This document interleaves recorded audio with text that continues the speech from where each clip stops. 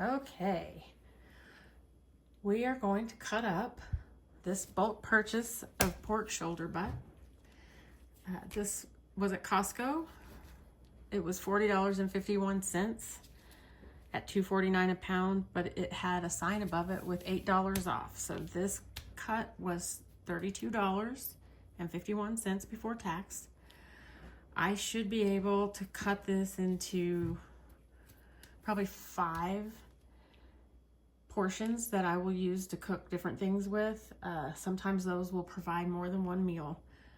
This is something I do in the crock pot a lot, just like some of the chicken you've seen me do earlier. It's easy to start before you go to work or before you go to bed, and then you have pulled pork that you can make all kinds of things with.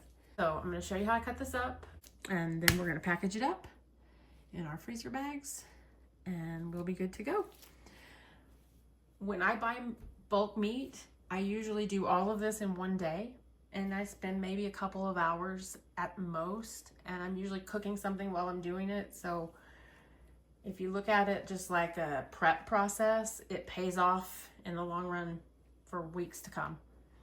But I do make myself do it pretty quickly, usually the day of or day after buying it, just because it'll go bad if you let it sit in your refrigerator for too long, and then you've wasted a lot of money instead of saved a lot of money.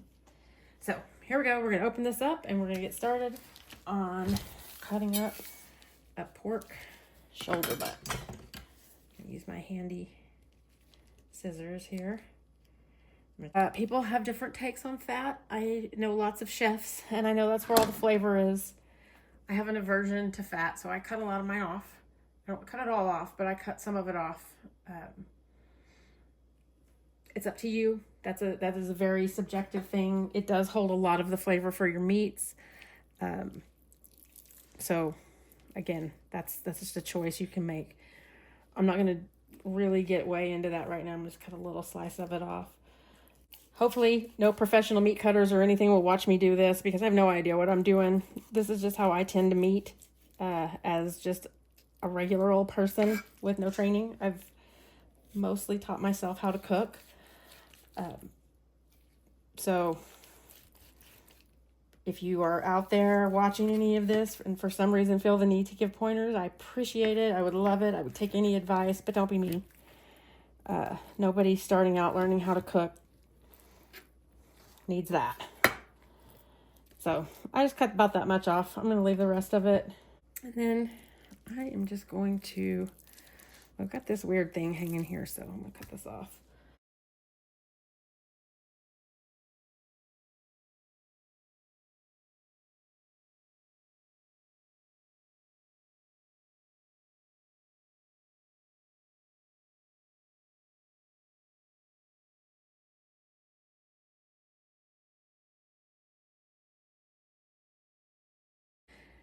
So there's, I'm going to put these two together.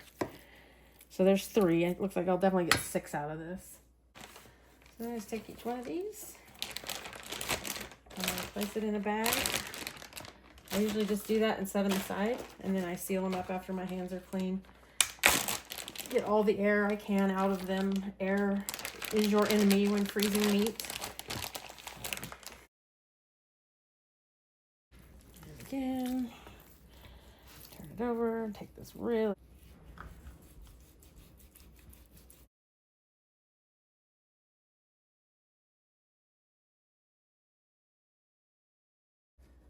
Rinse my hands one more time before I touch the bag.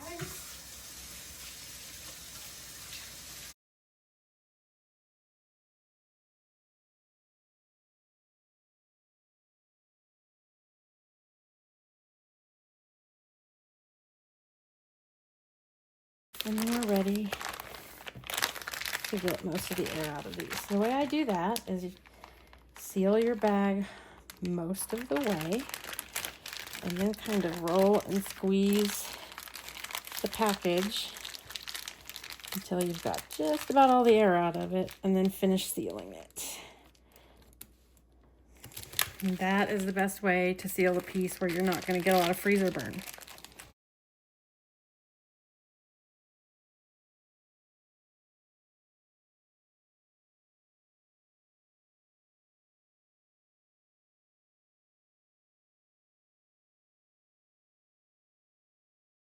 So there you have it. We have 6 nice portions of pork butt roast for about $5.25 a piece.